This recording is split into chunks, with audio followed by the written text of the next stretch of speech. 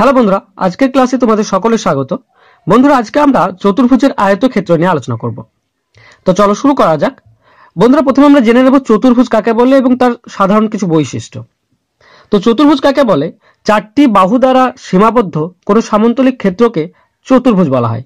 যেমন এখানে দেখছো এবি একটি বাহু, বিসি একটি বাহু, সিডি একটি বাহু এবং এডি একটি বাহু। এই চারটি বাহু দিয়ে একটি সামন্তলিক ক্ষেত্রকে ঘেরা হয়েছে, অর্থাৎ এটি হচ্ছে একটি চতুর্ভুজ, কারণ এর বাহু হচ্ছে চারটি। তাই যে বহুভুজের চারটি বাহু তাকে চতুর্ভুজ বলা হয়। এখন চতুর্ভুজের বাহু আমরা পেলাম কত? চারটি। বাহু সংখ্যা হচ্ছে চারটি। যদি বাহু কি কি?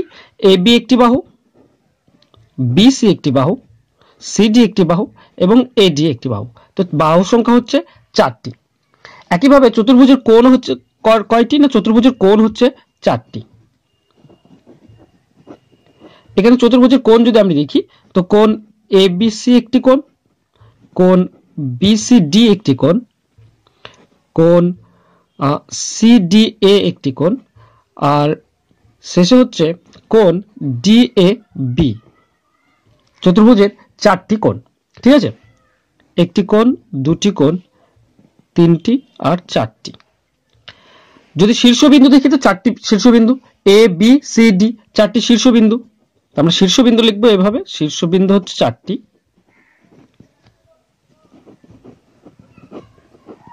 কি কি? না A B C R D, ঠিক আছে? এই চিত্র অনুসারে। এখন কর্ণ সংখ্যা কতগুলি হয়? একটি চতুর্ভুজে কর্ণ হয় দুটি, ঠিক আছে? একটি যে কোনো চতুর্ভুজের কর্ণের সংখ্যা হয় দুটি। এখানে কর্ণ কি কি? না এসি একটি কর্ণ এবং বিডি একটি কর্ণ। তো কর্ণ হচ্ছে কটি? না দুইটি। এখানে হচ্ছে এসি একটি কর্ণ আর বিডি দুটি হচ্ছে কর্ণ। অন্তঃকোণ যদি দেখি, তো একটি চতুর্ভুজের যে কোনো একটি চতুর্ভুজের অন্তঃকোণ সবসময় হয়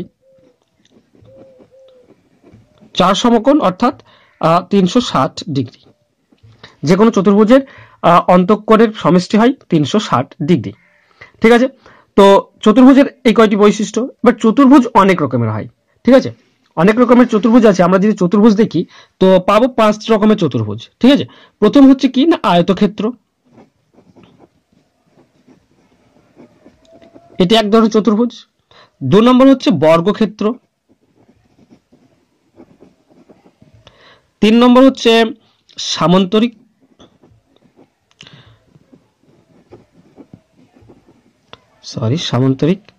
4 নম্বর হচ্ছে রম্বস। আর 5 নম্বর হচ্ছে ট্রাপিজিয়াম,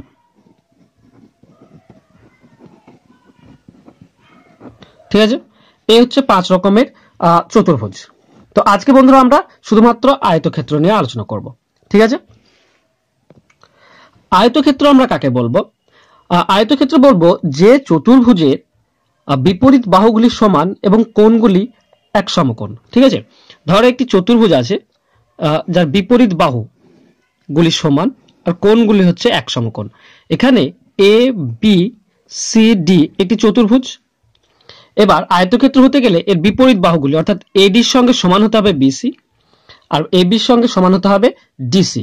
যদি সমান হয় আর কোণগুলি যদি 90 ডিগ্রি অর্থাৎ এক সমকোণ করে হয় প্রত্যেকটি কোণ, তাহলে সেটি হবে আয়তক্ষেত্র, ঠিক আছে?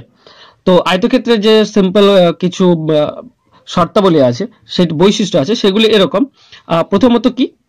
না বিপরীত বাহুগুলি সমান হবে, অর্থাৎ এখানে বিপরীত বাহু হচ্ছে এডি, এর সঙ্গে সমান হতে হবে বিসি, আবার এবি এর সঙ্গে সমান হতে হবে ডিসি, ঠিক আছে? এই দুটি বাহু সমান আর এই দুটি বাহু সমান হতে হবে, সেই সঙ্গে সমান্তরাল হতে হবে, ঠিক আছে? 2 নম্বর হচ্ছে সমান্তরাল হতে হবে, মানে এডি এর সঙ্গে সমান্তরাল হতে হবে বিসি আর এবি এর সঙ্গে সমান্তরাল হতে হবে ডিসি, ঠিক আছে? বিপরীত বাহুগুলি সমান হতে হবে এবং সমান্তরাল হতে হবে। 3 নম্বর হচ্ছে কোণগুলি হবে 90 ডিগ্রি, ঠিক আছে? কোণ হবে এক সমকোণ। প্রতিটি কোণ সমান 90 ডিগ্রি। যদি এই 3টি শর্ত পূরণ করে তাহলে সেটি একটি আয়তক্ষেত্র। সেই চতুর্ভুজকে আমরা আয়তক্ষেত্র বলবো, ঠিক আছে? আরেকটি বৈশিষ্ট্য কি হয় না, কর্ণ যেগুলি থাকে, ঠিক আছে, যে আয়তক্ষেত্রের কর্ণগুলি পরস্পর সমান হয়, ঠিক আছে, দুটি কর্ণ থাকে এবং দুটি পরস্পর সমান হয় এবং পরস্পরকে সমদ্বিখণ্ডিত করে। অর্থাৎ এটি যদি ও দিই আমি নাম, তো বি ওর সঙ্গে ওডি সমান হবে, আর এ ওর সঙ্গে ওসি সমান হবে, সেই সঙ্গে বিডি সমান এসি, পুরোটাও সমান হবে, ঠিক আছে। এটা হচ্ছে আয়তক্ষেত্রের সিম্পল। এবার আমরা আয়তক্ষেত্রের পরিসীমা কিভাবে বের করতে হয়। পরিসীমা যদি দেখি, তো পরিসীমা হলো চার যে সাইড আছে, বাহু আছে, তার যোগফল। এখানে দুটি যেহেতু একই রকমের আছে, তাই কি করব, দেখো এটা যদি আমরা ধরে নিই এক্স আর এটা ওয়াই, তো সেই অনুসারে এটা এক্স এটা ওয়াই, অর্থাৎ সবগুলি যদি যোগ করি আমি, তো দুটি এক্স আর দুটি ওয়াই পাবো, তাই তো। আমরা পাচ্ছি দুটি এক্স প্লাস দুটি ওয়াই। দুই যদি আমি কমন নিয়ে নিই, তো থাকছে এক্স প্লাস ওয়াই। অর্থাৎ এখান থেকে বলতে পারি 2 ইন্টু এক্স ছিল প্রস্থ আর ওয়াই ছিল দৈর্ঘ্য, তো দৈর্ঘ্য আর প্রস্থ যোগ, তো দৈর্ঘ্য প্লাস প্রস্থ, এটা হচ্ছে পরিসীমার ফর্মুলা, ঠিক আছে। 2 ইন্টু দৈর্ঘ্য প্লাস প্রস্থ সমান হচ্ছে পরিসীমা। এরপর আছে ক্ষেত্রফল। যদি ক্ষেত্রফল দেখি, ক্ষেত্রফল খুবই সিম্পল। একটা আয়তক্ষেত্রের যদি এটা এক্স এটা ওয়াই হয়, জাস্ট এক্স ওয়াই গুণ করলে, অর্থাৎ দৈর্ঘ্য আর প্রস্থ গুণ করলেই আমরা ক্ষেত্রফল পাই, অর্থাৎ এক্স ইন্টু ওয়াই, অর্থাৎ দৈর্ঘ্য গুণ প্রস্থ সমান হচ্ছে ক্ষেত্রফল, ঠিক আছে। কর্ণ বের করতে হয়, ঠিক আছে, অনেক সময় কর্ণ চেয়ে বসে, তো কর্ণ কিভাবে বের করব। আর দেখো বন্ধুরা, একটা আয়তক্ষেত্র যদি আমরা ভালো করে লক্ষ্য করি, তো কোণগুলি কি না 90 ডিগ্রি সবগুলি। এবার কর্ণ যদি আমি একটি টানি এইভাবে, তো শুধুমাত্র এ বি সি এই ত্রিভুজটি খেয়াল করো। এই ত্রিভুজটি খেয়াল করলে দেখবে এখানে একটি সমকোণী ত্রিভুজ পেয়েছি, ঠিক আছে, যার 90 একটি কোণ হচ্ছে এক সমকোণ, অর্থাৎ এটি লম্ব আর এটি হচ্ছে ভূমি, অর্থাৎ এটি কি হবে, এসি কি হবে, কর্ণটি, এটি হচ্ছে অতিভুজ, ঠিক আছে। তো অতিভুজের ফর্মুলা তো আমরা সকলেই জানি, যদি লম্ব আর ভূমি বলা থাকে, তো এটা যদি এক্স আর এটা যদি ওয়াই হয়, তো আমরা অতিভুজের ফর্মুলা কি পাই না, অতিভুজ সমান, বা এখানে সরাসরি লিখবো কর্ণ সমান, কর্ণ সমান কি পাবো না, এইটার স্কোয়ার অর্থাৎ x square plus y square root হয়ে যায়, তো এটা হচ্ছে কর্ণের ফর্মুলা। তো একটা আয়তক্ষেত্রের কর্ণের ফর্মুলা হচ্ছে রুট ওভার দৈর্ঘ্য স্কোয়ার বা প্রস্থ স্কোয়ার প্লাস দৈর্ঘ্য স্কোয়ার, ঠিক আছে, তাহলে আমরা কর্ণ পাবো। এবার ধরো ক্ষেত্রফল বলে দেওয়া আছে এরকম ভাবে, ধরো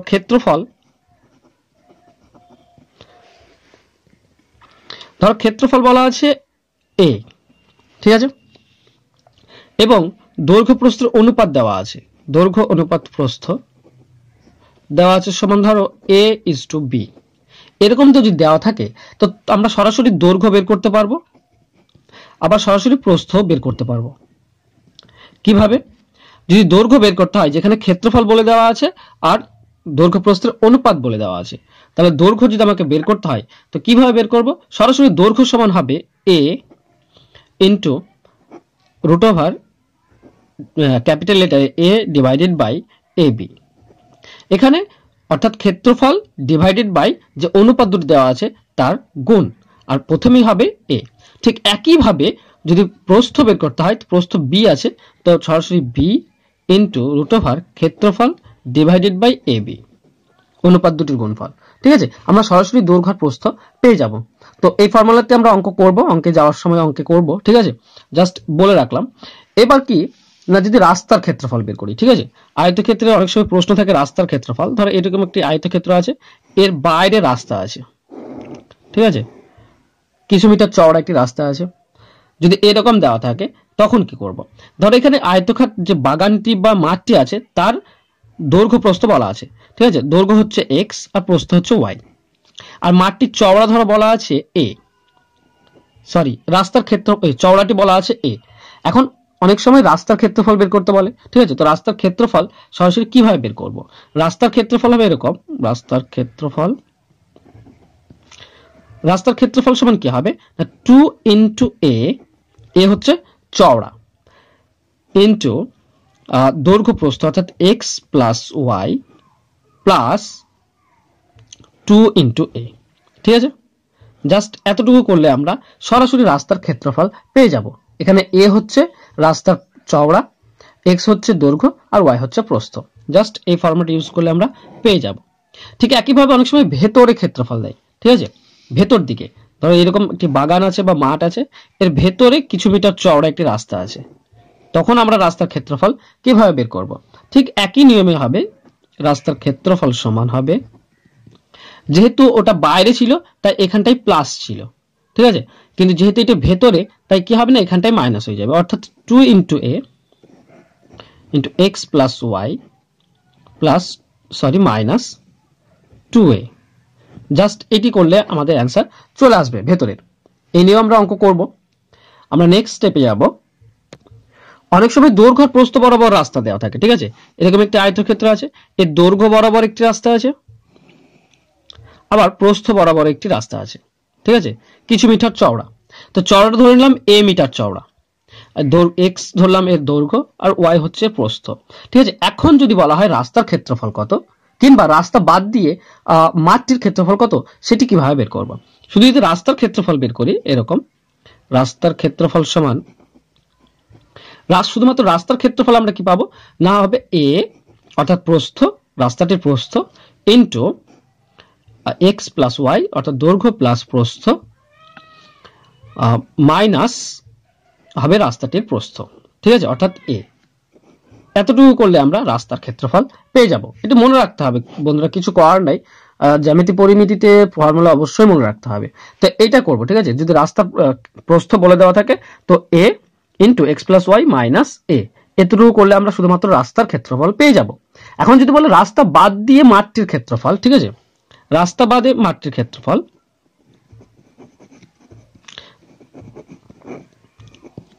তখন কি হবে?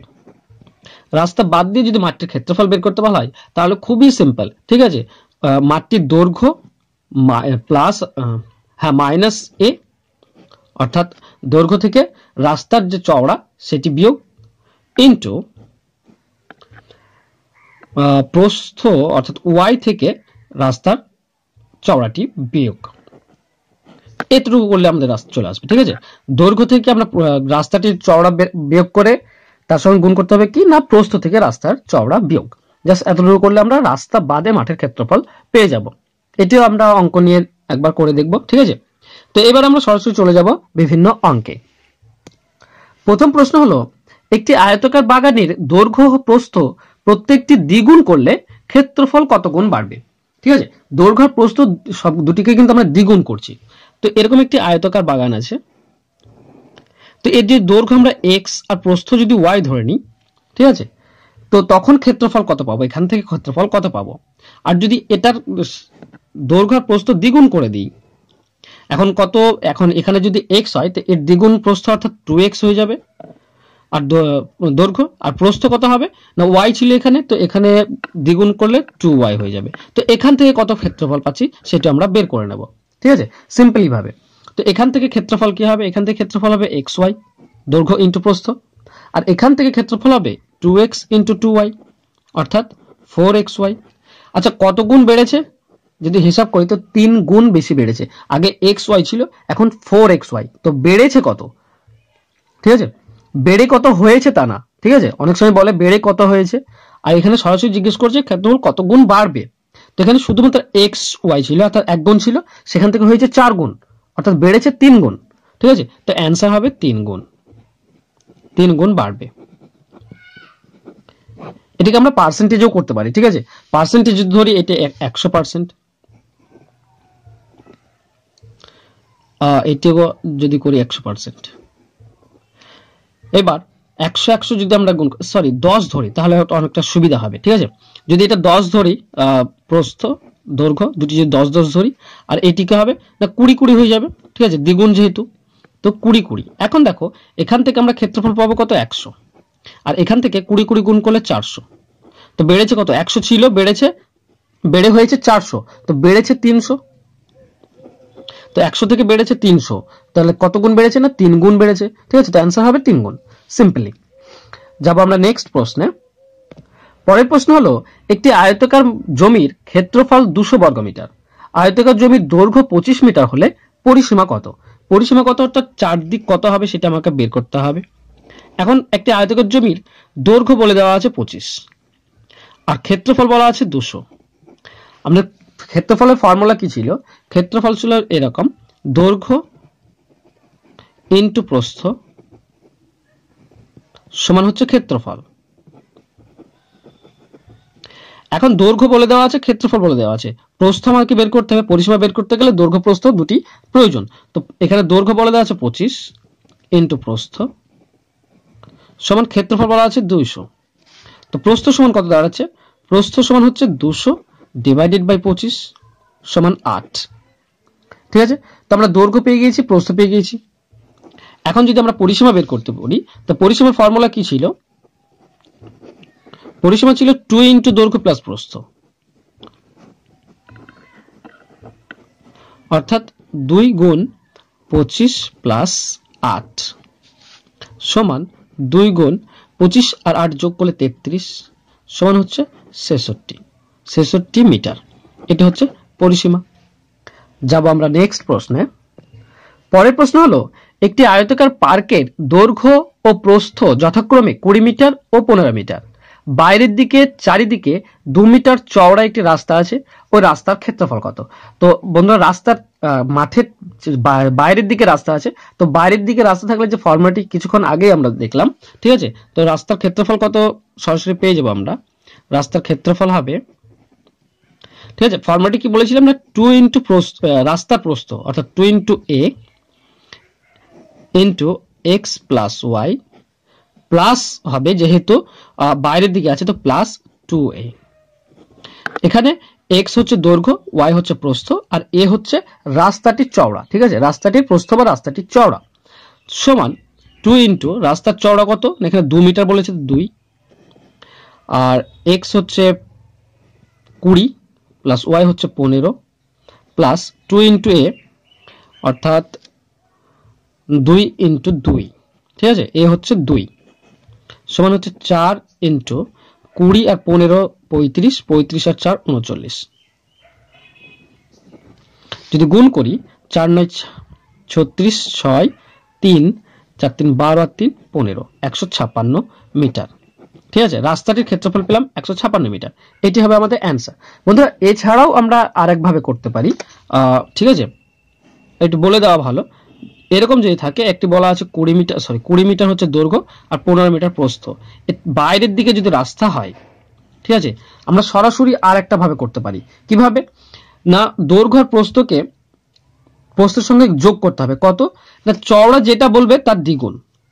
চওড়া কত বলা আছে এখানে 2 মিটার, তো এর দ্বিগুণ কত না 4, তো 4 যোগ করবো আমরা কি না দৈর্ঘ্যের সঙ্গে। তো দৈর্ঘ্য বলা ছিল 20, তার সঙ্গে যোগ করে দেবো 4 ইন্টু প্রস্থ ছিল কত 15, তার সঙ্গে যোগ করে দেবো 4 অর্থাৎ 15 যোগ 4। ঠিক আছে, তো আমরা এখান থেকে একটা ক্ষেত্রফল পাবো, সেখান থেকে কি করব না বিয়োগ করব মাঠটির ক্ষেত্রফল কত না 20 ইন্টু 15। যদি করে দিই তো আমরা রাস্তার ক্ষেত্রফল এখান থেকেও পেয়ে যাব। তো এতে পাবো 24 ইন্টু 19 মাইনাস 20 ইন্টু 15। 24 আর 19 গুণ করলে গুণ করে দেখে নিই, পাবো আমরা 456 মাইনাস 20 আর 15 গুণ করলে 300। তো 456 থেকে 300 বিয়োগ করে দিলে 156। ঠিক আছে, এটি হবে আমার অ্যান্সার। তো দুই ভাবে করা যায়।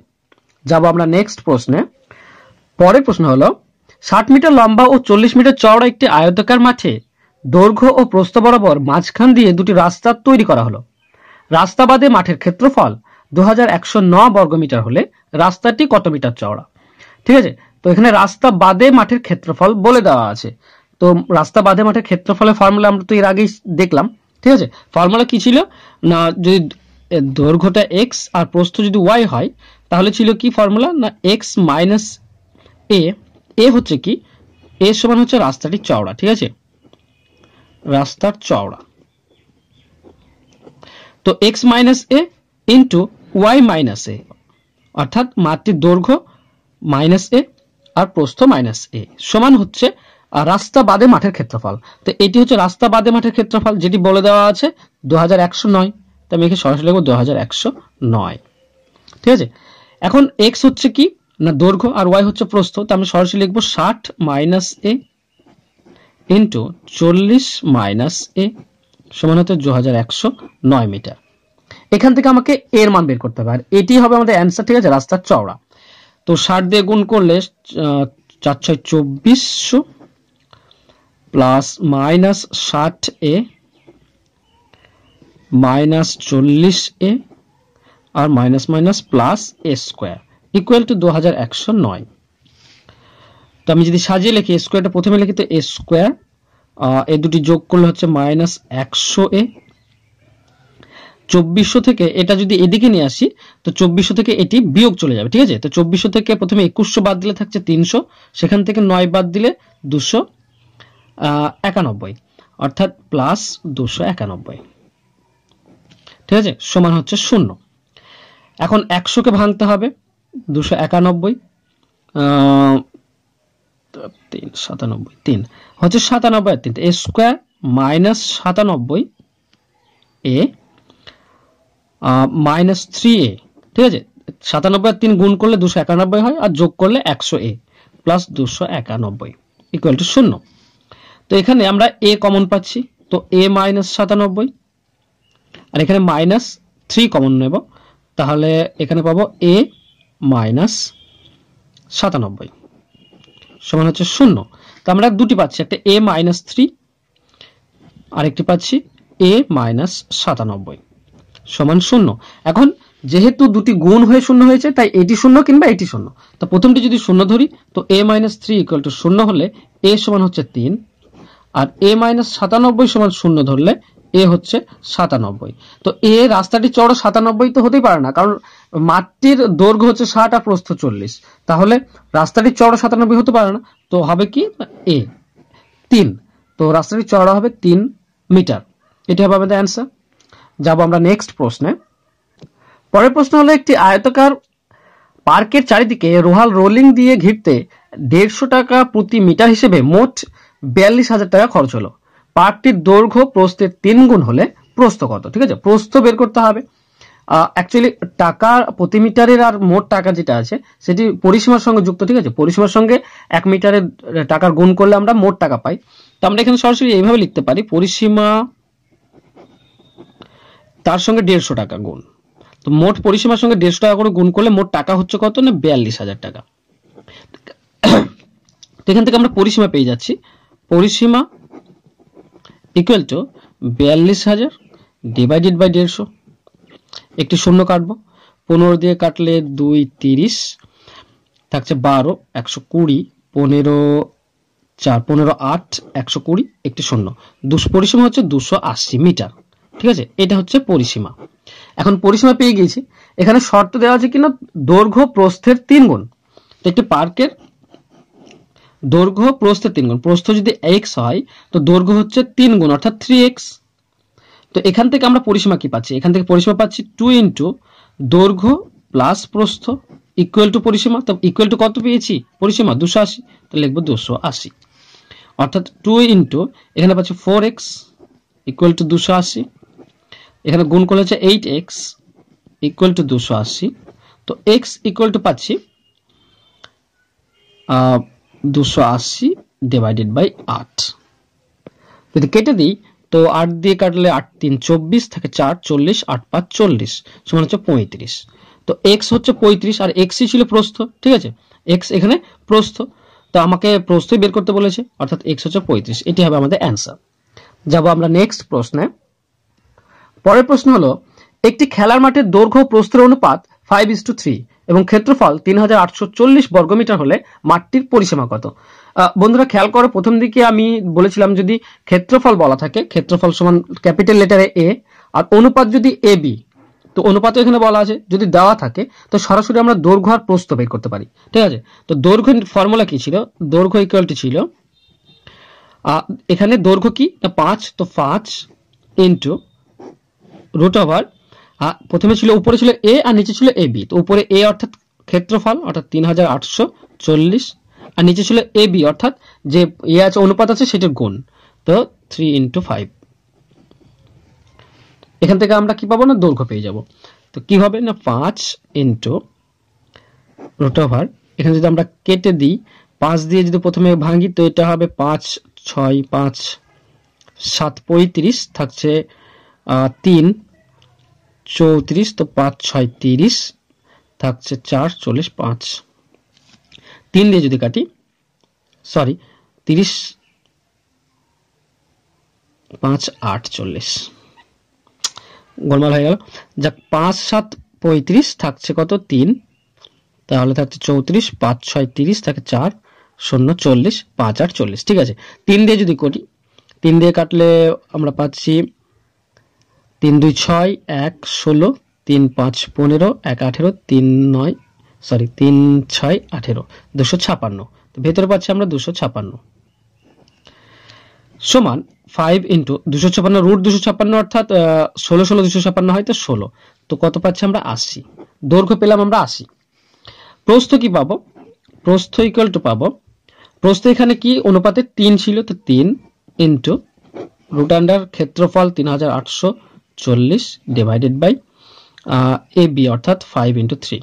তো এটার সঙ্গে এটা সরাসরি কাটলে 256 পাচ্ছি আগেরটিতে, তো এখানে পাবো 3 ইন্টু 256, সরি 256 রুটের ভিতর থেকে বের আসলে 16 অর্থাৎ 48। তো দেখো বন্ধুরা, দৈর্ঘ্য আর প্রস্থ পেয়ে গেছি। পরিসীমা আমরা খুব সহজে বের করতে পারবো। পরিসীমা সমান 2 ইন্টু দৈর্ঘ্য প্লাস প্রস্থ, দৈর্ঘ্য হচ্ছে 80 প্লাস প্রস্থ হচ্ছে 48 সমান 2 ইন্টু এ দুটি যোগ করলে হচ্ছে 128, অর্থাৎ 128 গুণ করলে 256, তো পরিসীমা হচ্ছে 256। এটি হবে আমাদের অ্যান্সার। যাব আমরা নেক্সট প্রশ্নে। পরের প্রশ্ন হলো, একটি আয়তক্ষেত্রের দৈর্ঘ্য 25 মিটার এবং প্রস্থ 8 মিটার। এই আয়তক্ষেত্রের দ্বিগুণ ক্ষেত্রফল বিশিষ্ট বর্গক্ষেত্রের পরিসীমা কত? ঠিক আছে, তো প্রথমে আমাকে আয়তক্ষেত্রের ক্ষেত্রফল বের করতে হবে। সেই ক্ষেত্রফলকে দ্বিগুণ করব এবং আমরা বর্গক্ষেত্র নিয়ে আসবো। ঠিক আছে, তো প্রথমে আয়তক্ষেত্রের ক্ষেত্রফল কি হয়? আয়তক্ষেত্রের ক্ষেত্রফল হচ্ছে দৈর্ঘ্য ইন্টু প্রস্থ অর্থাৎ 25 ইন্টু 8 সমান হচ্ছে 200 বর্গ মিটার। তো এটা হচ্ছে আয়তক্ষেত্রের ক্ষেত্রফল। তো এর দ্বিগুণ হচ্ছে বর্গক্ষেত্রের ক্ষেত্রফল। তো এর দ্বিগুণ যদি বর্গক্ষেত্রের ক্ষেত্রফল হয়, তো বর্গক্ষেত্রের ক্ষেত্রফল কি? অর্থাৎ 200 ইন্টু 2 অর্থাৎ 400 বর্গ মিটার। এবার যে বর্গক্ষেত্রের ক্ষেত্রফল 400 বর্গ মিটার, পরিসীমা বের করতে হলে আমাদের বাহু দরকার। যেহেতু বর্গক্ষেত্রের 4টি বাহু সমান, তো এর ক্ষেত্রফল বলে দেওয়া আছে। তো একটি বাহু কত হবে? তো এটা x, এটা যদি x হয়, তো আমরা বর্গক্ষেত্রের ক্ষেত্রফল জানি বাহু স্কয়ার, অর্থাৎ x স্কয়ার সমান 400। তো x সমান কত হবে না রুট 400 সমান হচ্ছে 20। তো x এর মান পাচ্ছি আমরা 20, অর্থাৎ বাহু পাচ্ছি 20। তো ক্ষেত্রফল কি হয় না, 4টি বাহু যেহেতু সমান, সরি পরিসীমা 4টি বাহু যেহেতু সমান, তো পরিসীমা হয় 4 ইন্টু বাহু। তো পরিসীমা হবে 4 ইন্টু বাহু, বাহু হচ্ছে 20 সমান হচ্ছে 80 মিটার। তো এটা হচ্ছে পরিসীমা, এটি হবে আমাদের অ্যান্সার। যাব আমরা নেক্সট প্রশ্নে। পরের প্রশ্ন হলো, কোন আয়তক্ষেত্রের দৈর্ঘ্য 60% কমানো হলো, আয়তক্ষেত্রের ক্ষেত্রফল একই রাখতে প্রস্থ কতটা বাড়াতে হবে? ঠিক আছে, দৈর্ঘ্যকে কমানো হয়েছে, এর জন্য ক্ষেত্রফল যদি আমি সেম রাখতে চাই, তো প্রস্থ কি করতে হবে? বাড়াতে হবে। তো এর জন্য কি হবে, যেহেতু বলা থাকে একটি কমানো হলো, তাহলে x ডিভাইডেড বাই 100, এখানে কমানো হয়েছে বলেছে, তাই মাইনাস এক্স ইন্টু 100%। ঠিক আছে, এই ফরম্যাটে আমাকে মনে রাখতে হবে। যদি কমানো বলে উপরে, প্রথমেই এত কমানো হলো, তখন নিচে মাইনাস দিয়ে দেবো, আমাদের অ্যান্সার চলে আসবে। তো এখানে এক্স হচ্ছে 60% সমান 60 ডিভাইডেড বাই 100 মাইনাস 60 ইন্টু 100%, অর্থাৎ উপরে পাচ্ছি 60 আর নিচে পাচ্ছি 40 ইন্টু 100। তো 0 0 কাটবো, 4 দিয়ে 100 কাটলে 25, তো 25 6 150। তো 150% বাড়াতে হবে প্রস্থকে, এটি হবে আমাদের অ্যান্সার। ঠিক আছে, 150% বাড়াতে হবে। যাব আমরা নেক্সট প্রশ্নে। পরের প্রশ্ন হলো, কোন আয়তক্ষেত্রের দৈর্ঘ্য 20% বাড়ানো হলো, আয়তক্ষেত্রটির ক্ষেত্রফল একই রাখতে প্রস্থ শতকরা কত কমাতে হবে? আগেরটিতে কমানো হয়েছিল দৈর্ঘ্যকে, তাতে প্রস্থ বাড়াতে হয়েছিল, এখানে দৈর্ঘ্যকে বাড়ানো হয়েছে, তো প্রস্থ কমাতে হবে। তো ফর্মুলাটি সেম থাকবে, কি না x ডিভাইডেড বাই 100, যেহেতু প্রথমেই বলে দিয়েছে বাড়ানো হলো, তাই প্লাস এক্স ইন্টু 100%। প্রথমে আগেরটিতে বলা ছিল কমানো হয়েছিল, তাই মাইনাস হয়েছিল, আর এখানে প্রথমে বাড়ানো হলো, তাই প্লাস। জাস্ট 20% এক্স এর মান, তো 20 ডিভাইডেড বাই 100 প্লাস 20 ইন্টু 100 সমান কত হবে না 20 ডিভাইডেড বাই 120 ইন্টু 100। ঠিক আছে, তো 20 দিয়ে এটা কাটলে 6, 2 দিয়ে কাটলে 3, 2 দিয়ে কাটলে 50 সমান 50 ডিভাইডেড বাই 3। যদি পূর্ণ নিয়ে আসি তো 16 3 48 2, 16 পূর্ণ 2-3%। এতটুকু কি করতে হবে না, কমাতে হবে। ঠিক আছে, যাব আমরা নেক্সট প্রশ্নে। পরের প্রশ্ন হলো, একটি আয়তক্ষেত্রের দৈর্ঘ্য অনুপাত প্রস্থ হচ্ছে 4:3 এবং এর কর্ণের দৈর্ঘ্য 25 সেমি হলে ক্ষেত্রফল কত? ঠিক আছে, এখানে একটি আয়তক্ষেত্র বলা আছে। ঠিক আছে, এর দৈর্ঘ্য প্রস্থ আর 3, যদি আমরা ধরে নিই একটি 4x আর একটি 3x। ঠিক আছে, দৈর্ঘ্য আর প্রস্থ ধরে নিলাম। আর কর্ণ বলে দেওয়া হয়েছে কত না, 25 সেমি। তো এখানে প্রস্থ হচ্ছে কত, 3x, আর দৈর্ঘ্য হচ্ছে 4x। ঠিক আছে বন্ধুরা, আমরা বলেছিলাম এটি সমকোণ আয়তক্ষেত্র, অর্থাৎ এটি 90 ডিগ্রি, অর্থাৎ সমকোণী ত্রিভুজ। এটা হচ্ছে অতিভুজ কর্ণটা। ঠিক আছে, আমাকে ক্ষেত্রফল বের করতে হবে, অর্থাৎ x এর মান এখানে আমাকে বের করতে হবে আগে। ঠিক আছে, তবে আমরা ক্ষেত্রফল পাবো। তো কিভাবে করব, দেখো, অতিভুজ সমান কত আমরা জানি, অতিভুজ সমান জানি √, লম্ব স্কয়ার প্লাস ভূমি স্কয়ার। কিংবা আমরা সরাসরি এটা করতে পারি, লম্ব স্কয়ার অর্থাৎ 3x তার স্কয়ার প্লাস ভূমি 4x তার স্কয়ার ইকুয়াল টু হচ্ছে অতিভুজ স্কয়ার। ঠিক আছে, অতিভুজ তার স্কয়ার, অর্থাৎ এখান থেকে আমরা পাচ্ছি 9x স্কয়ার প্লাস এখানে পাচ্ছি 16x স্কয়ার সমান এখানে পাচ্ছি 25 স্কয়ার। এই দুটি যোগ করলে হচ্ছে 25x square equal to 25 square, অর্থাৎ শুধু x স্কয়ার সমান কত পাবো। আচ্ছা, 25 স্কয়ারকে আমরা 25 × 25 লিখতে পারি, 25 × 25, আর এখানে 25টা নিচে আসবে নিচে। যদি কেটে দিই তো x স্কয়ার সমান শুধু 25 থাকছে, অর্থাৎ x সমান হচ্ছে √25, 5 5 25 অর্থাৎ 5। তো x এর মান আমরা পাচ্ছি 5। এখন দেখো, যদি আমরা এটা দেখি প্রস্থ, তো 3 × 5 অর্থাৎ 15, আর এটি পাবো 4 × 5 অর্থাৎ 20।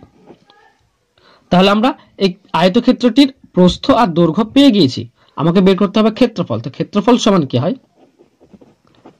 ক্ষেত্রফল হচ্ছে আয়তক্ষেত্রের দৈর্ঘ্য ইনটু প্রস্থ। তো দৈর্ঘ্য হচ্ছে কত, এখানে 20, আর প্রস্থ হচ্ছে 15, তো হবে 300 বর্গ মিটার। এটি হবে আমাদের অ্যান্সার। ঠিক আছে, 300 বর্গ মিটার। বন্ধুরা, এই ছিল 10টি প্রশ্ন। আর এই ধরনের প্রশ্ন প্র্যাকটিস করলে অনায়াসে পরীক্ষাতে পেয়ে যাবে কমন। দেখা হবে পরের ক্লাসে। আজকের মতো এই পর্যন্তই, ধন্যবাদ।